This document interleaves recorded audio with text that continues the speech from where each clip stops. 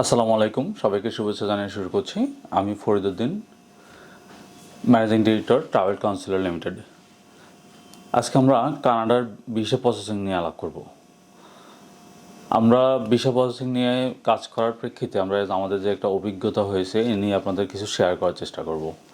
তো রিসেন্টলি আপনারা দেখবেন আমাদের কাছে অনেকগুলো কোয়ারি আসছে, যেগুলো মানুষ বলে যে কন্ট্রাক্টে আপনাকে আমি কীভাবে কানাডায় পৌঁছে দেওয়া যায়, কীভাবে কন্ট্রাক্টে কানাডার ভিসা করে দেওয়া যায়, বা অনেকে হয়তো টাকা আছে বা বলতেছে যে কোনোভাবে কোয়ালিফিকেশান নাই, আপনাকে বলছে কীভাবে কানাডার ভিসা করে দিবেন। তো যারা এইভাবে করতেছেন, আপনারা একটা জিনিস খেয়াল করেন, কানাডার ভিসা কখনো কন্ট্রাক্টে হয় না। এটা আমরা আমরা যারাই আমাদেরকে কোয়ারি দেয় বা আসে বা বলে, আমরা সবাইকে সুন্দর করে বুঝিয়ে দেওয়ার চেষ্টা করি।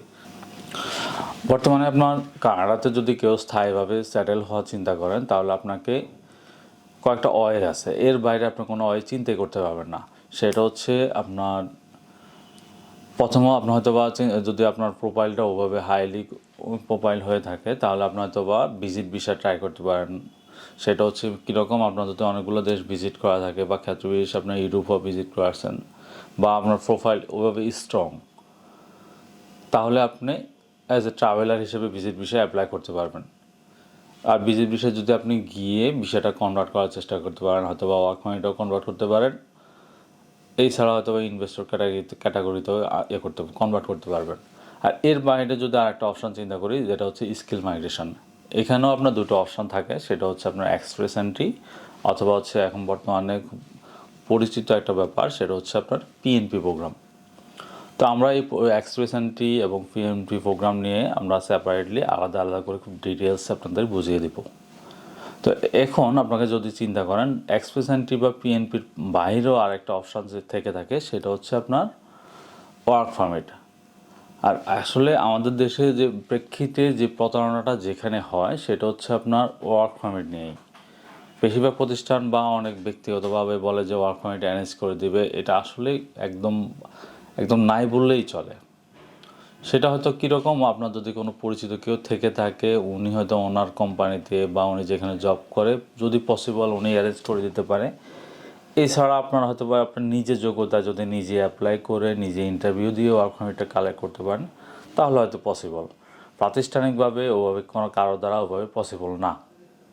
তারপর আমরা আপনার ওয়ার্ক পারমিটে কীভাবে অ্যাপ্লাই করবেন, এটাকেও আমরা ছোট্ট করে আপনাদের ক্লিয়ারলি ভিডিওর মাধ্যমে বুঝিয়ে দেবো অন্য ভিডিওতে।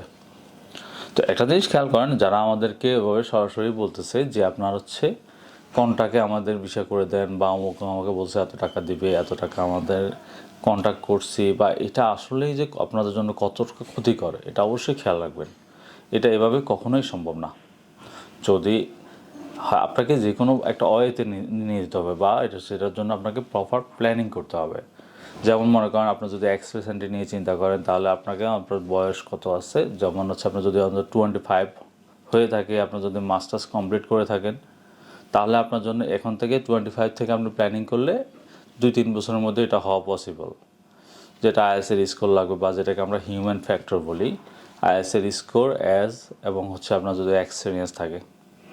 তো এটাকে আমরা পয়েন্ট স্কোরগুলো কীভাবে কাউন্ট করে, এটা আমরা অন্য ভিডিওতে বলে দেবো। তো আমার আজকের ভিডিওতে সংক্ষেপে এটাই কথা আপনার কখনো এরকম কন্ট্রাক্টে ওয়ার্ক পারমিট বা কেউ আপনাকে কন্ট্রাক্টে করে দিবে, এই প্রলোভনে কখনোই যাবেন না। এটা যাওয়া আপনার জন্য কখনোই ঠিক হবে না।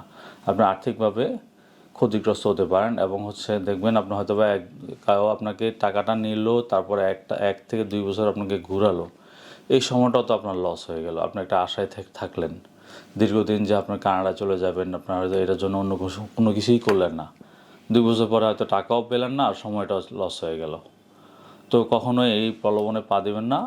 নিজের যদি যোগ্যতা থেকে থাকে, আর যদি আপনার ভাগ্যও থাকতে হবে, সব মিলায় যদি আপনার থাকে আপনার প্রপার প্ল্যানিং করবেন। আর আমরা চেষ্টা করব আপনাকে কীভাবে প্ল্যানিং করে সামনের দিকে আগানো যায়, এই ব্যাপারে একটু সহযোগিতা করার।